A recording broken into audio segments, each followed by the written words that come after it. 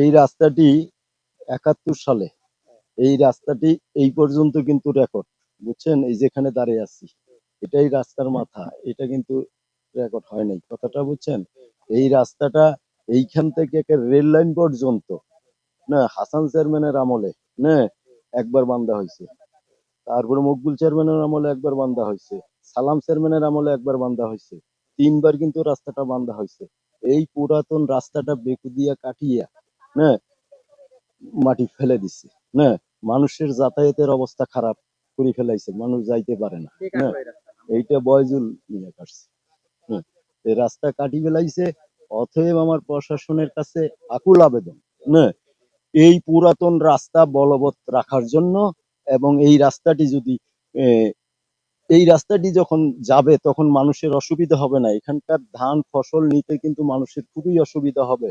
হ্যাঁ, এই জায়গা থেকে ট্রলি উঠতে পারে না বা মাল নিয়ে যাইতে পারে না, কাজেই রাস্তার একান্ত প্রয়োজন, এই রাস্তাটি কাটা কিন্তু অন্যায় করছে। ৭০ বছরের রাস্তা কিভাবে কাটে?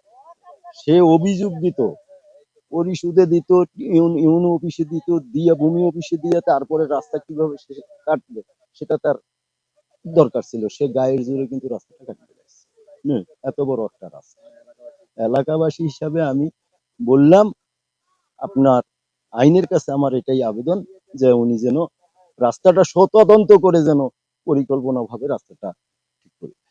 আমার জন্মর আগের এই রাস্তা, মানে এই রাস্তা নিয়ে যার জমি সেই রাস্তা, পুরানো রাস্তা কাটি ফেলছে। এখন আমাদের ছেলে মেয়ে যাইতে রাস্তায় অসুবিধা হইতেছে, আমরা পুরানো রাস্তায় সরকার থেকে আবেদন করি, ওইটাই। এই রাস্তাটা কত বছর আগে তা আমি সঠিক জানি, আমি জানি দেশ স্বাধীনের আগ থেকে আমরা এই রাস্তাতে চলাফেরা করি। এটা রাস্তাটা কাটি ফেলাতে অন্যায়, এটা কাটা রাস্তাটা দেশ স্বাধীনের আগ থেকেই রাস্তা, এই রাস্তাটা কাটি ফেলাটা তার অপরাধ। ৭০-৮০ বছর থেকে এই রাস্তা দিয়ে যাতায়াত করতাম, এখন আসি দেখতেছি যে যাতায়াত বন্ধ, এপাশে বন্ধ ওপাশে বন্ধ, সাধারণ জনগণ ভোগান্তিতে পড়ে গেছে। এখন রাস্তা বহল রাখতে হবে, পুরাতন যেটা আছে সেটাই।